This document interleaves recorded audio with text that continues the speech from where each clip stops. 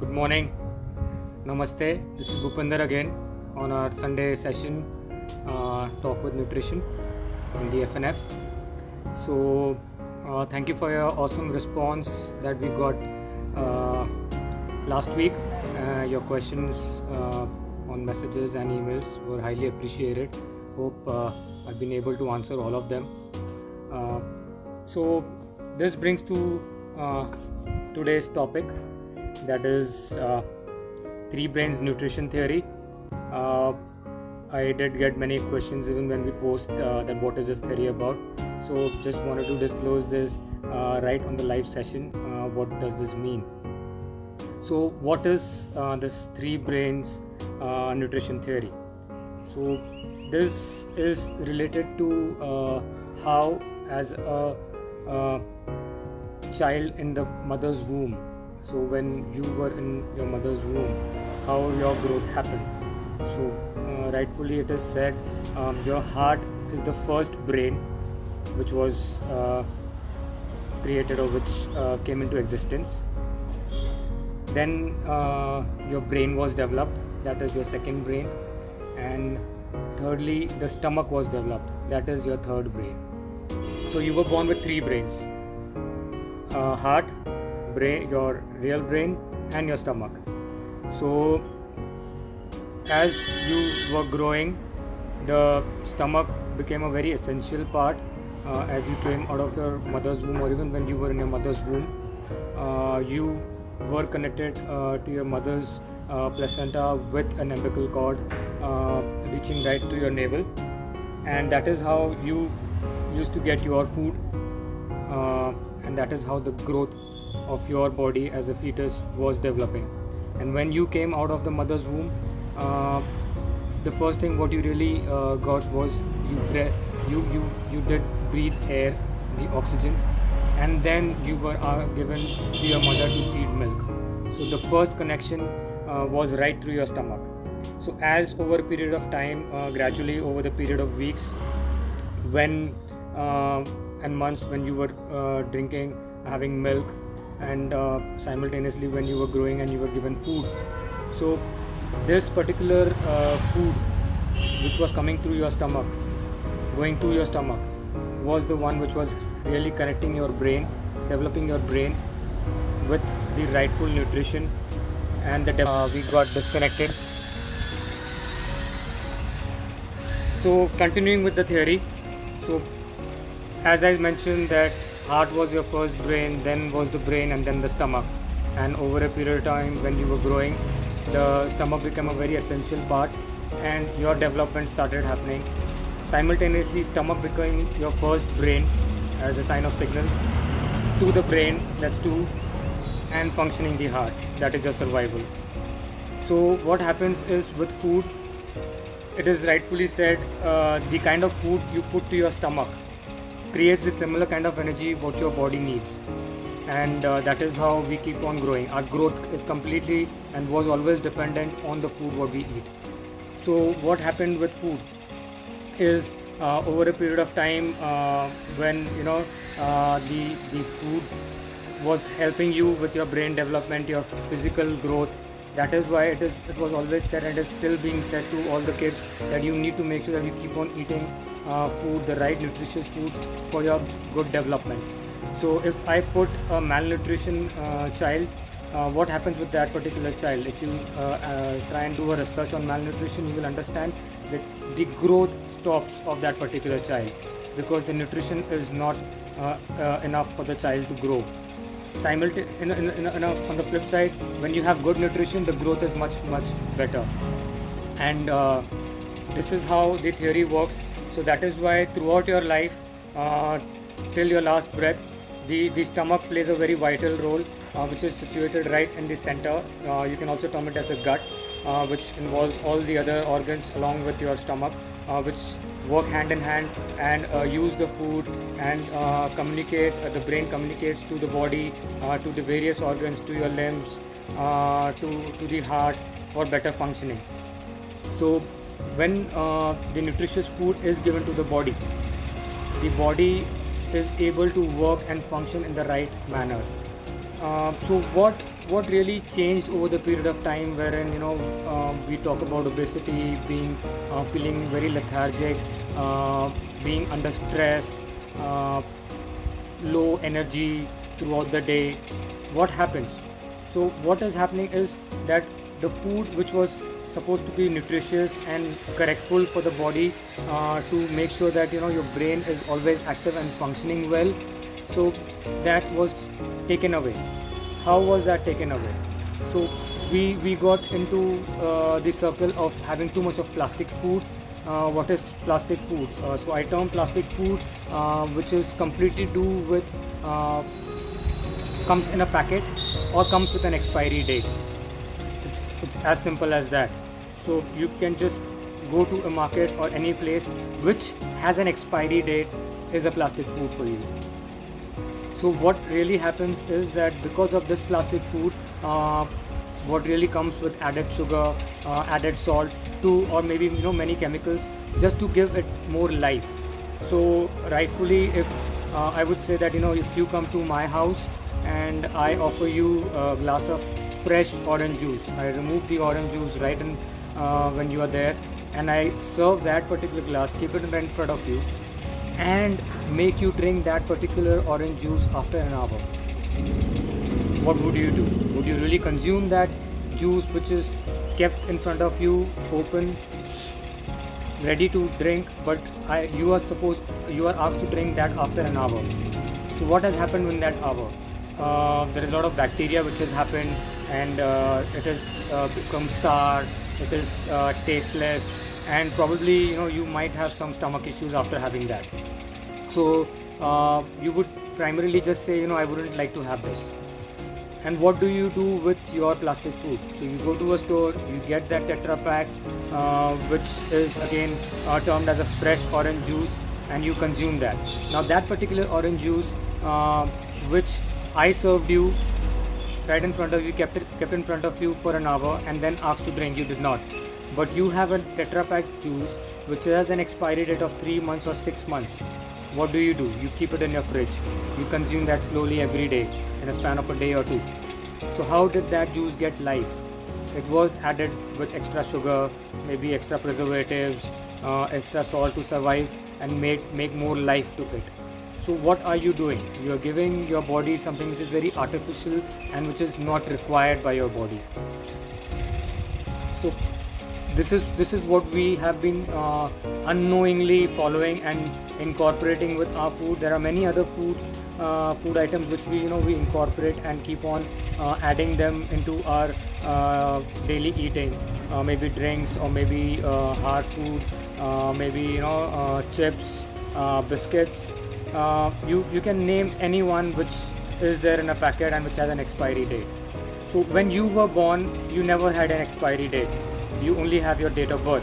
So you know that to survive, and you were given with the right nutritious food from the moment you were born. Similarly, when you were born, how an expiry date food was also introduced. So in today's catch, if you see these kids, the young infants are asked to be given with milk formulas. Again, that is an plastic food which comes with an added date, an expiry date, added sugar, added preservatives, and from the right very moment when the child is asked, or the child is not given the breast milk, is put on that artificial milk. What is happening with that child? From that very right moment, the growth is being hampered. What is to do with this excess, or the additional the artificial food, the plastic food which we are giving? It is more of carbs. So what you are really doing is adding excess carbs to your diet, your daily eating. So with that excess carbs, the excess carbs, the carbs is a terminology which is used for the body to have more energy and operate throughout the day in the right manner. But anything which comes with the excess component, the body does not know, the brain does not know what to do. So there is storage of that particular thing. Either it is excreted or it is either stored. So as I always tell this to my clients, and which really brought a lot of change to them by adding good fats. Why fats is so important? I am not talking about a keto diet. I am just talking about good fats to your regular eating. Your brain functions with 70% of the fats that we eat. When suddenly you remove the fats from your regular eating, what happens? The brain is not getting adequate fat and the functioning stops becoming very slow. That is where you start feeling very lethargic, low on energy, irritated, anxiety, stress, depression.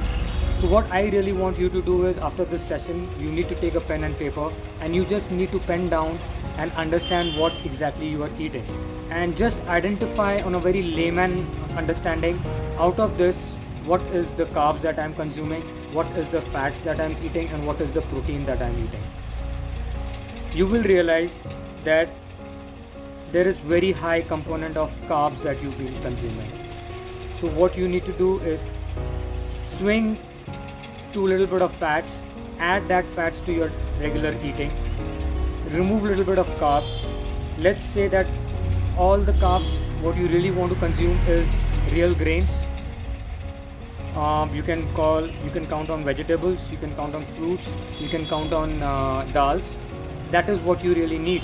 And what fats do you really add is to do with the cooking oils, the vegetable oils, the milk products, and any sort of fat source what you feel that is right and appropriate for you and is in your local vicinity, that you need to add. You will suddenly realize over a period of couple of weeks that your particular brain functioning has become much better, and you have stopped feeling lethargic, and you have stopped feeling less on energy. You will suddenly feel that you're very high on energy.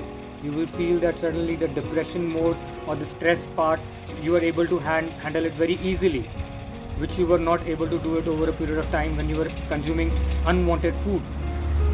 So this is what a good nutritional diet or the eating does. So what really happens with this? Because there's always a connection between your brain and the stomach brain, which keeps on going. So you always, it's again to do with the child theory. So when an infant was born, the child always wanted, whenever the child wanted to have food or wanted the milk, would always cry. So there was a signal from the brain, or the stomach giving the signal to the brain that now I'm hungry, so you need to act. At that moment, speech is not there for the child. So how does that child communicate? The child starts crying. That is how you communicated to your mother.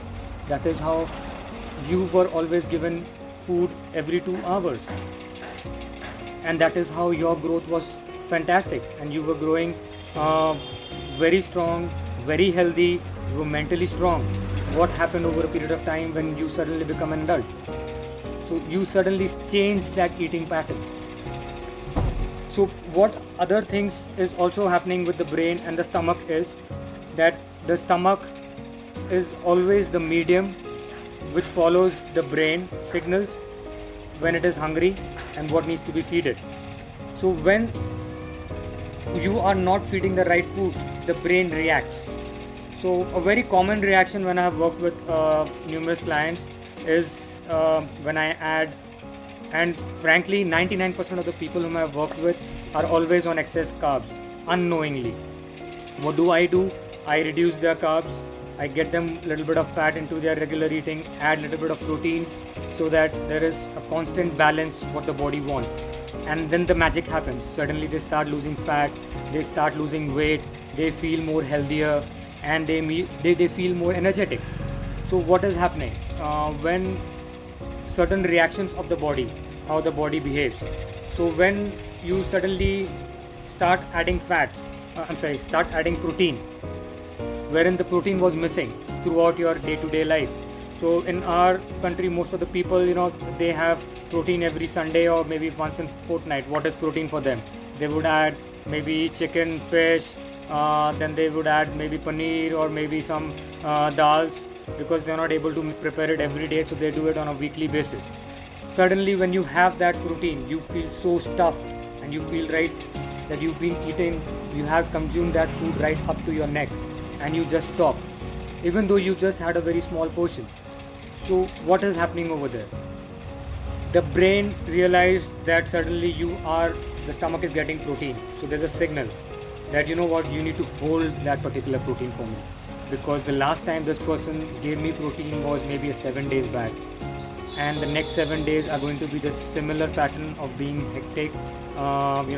You're going to train, or maybe you're going to exert yourself, travel around, walk, run, do your daily course. There will be a lot of muscle involvement, and the protein given is not adequate. So the brain will signal the stomach, and the stomach will suddenly stop holding the protein. That is where you will start feeling bloated, and then you say, you know what, I have a problem with protein and I think I cannot consume this much protein. So slowly people stop consuming the protein, and then they suddenly realize, you know what, I cannot take protein, my muscles are weak, I have bone ache, my joints are paining, I have uric acid issues. So what happened is the brain really signaled and realized that things are not on a regular watch, a regular pattern, so you need to hold that food. How do you change this? When you feel this way for the first time, when you consume any sort of food and there's a reaction, you try and give that every day. So your body takes 4 to 7 days to accept the change and start metabolizing it. So within the first week of you regularly doing that particular pattern, you will realize on the third and the fourth day, the bloating is evading. There is no storage. You will start feeling hungry very frequently, every 3 hours, every 4 hours, whatever pattern you follow. And you will start realizing your metabolism is becoming faster. You're excreting the excess food, whatever is there. The protein is being used properly. You will suddenly feel your joints are becoming stronger. You are feeling more energy. This is what is the coordination of the brain and the stomach, which also happens with any sort of food that you consume. So another example is adding fats to your eating. What does the fat do? The similar way the body holds and the stomach reacts, and then you feel that, you know what, I'm having too much of fats and I'm feeling too heavy, my stomach has bulged out and I feel I'm putting on weight. You just disconnect yourself with that fat, and the brain again reacts and says, you know what, this person is not giving me that particular food, and one fine day when you give that particular fat or a protein diet again, it again holds and the body reacts. So the best way to understand how your body is behaving is really understanding your own body and realizing what is a reaction which is healthy for you and which is not. So what happens with that similar plastic food? Again, the body does react, but unknowingly you feel that that's okay. What do? I need this, because that becomes your daily necessity and you are very addicted to that. So I would term the plastic food similar to an addiction of an alcoholic, a druggie, a drug person who's consuming any kind of drugs, who's really addicted to something and needs that for day-to-day survival.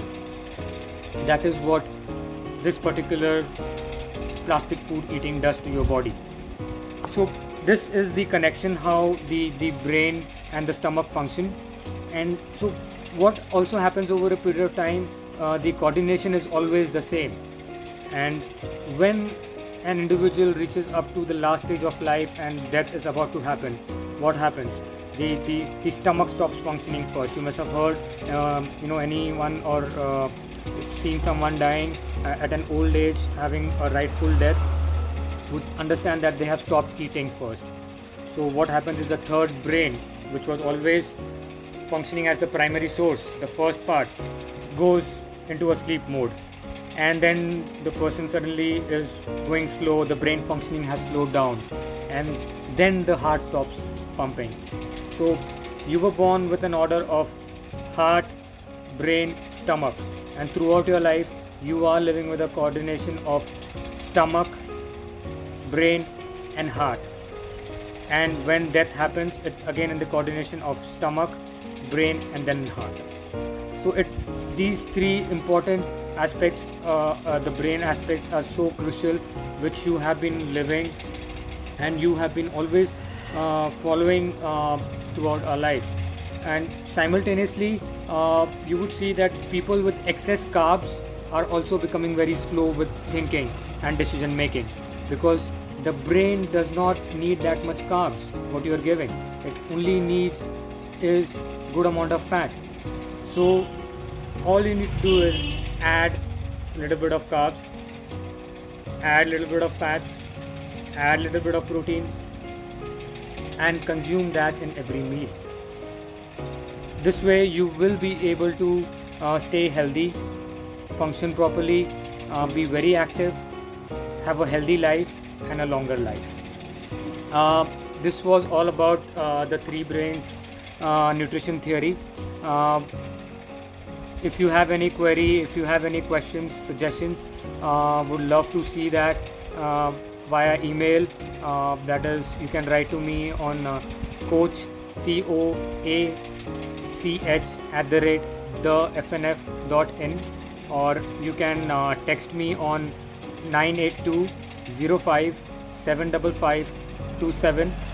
You can follow our the FNF page on Facebook, and you can follow us on Instagram, the FNF, or you can also go on our website www.thefnf.in, where you can get connected to us. If you're looking for a monthly or a quarterly, yearly package, you can go on the website, you can connect with us, and we would be more than happy to assist you. Thank you so much. Namaste.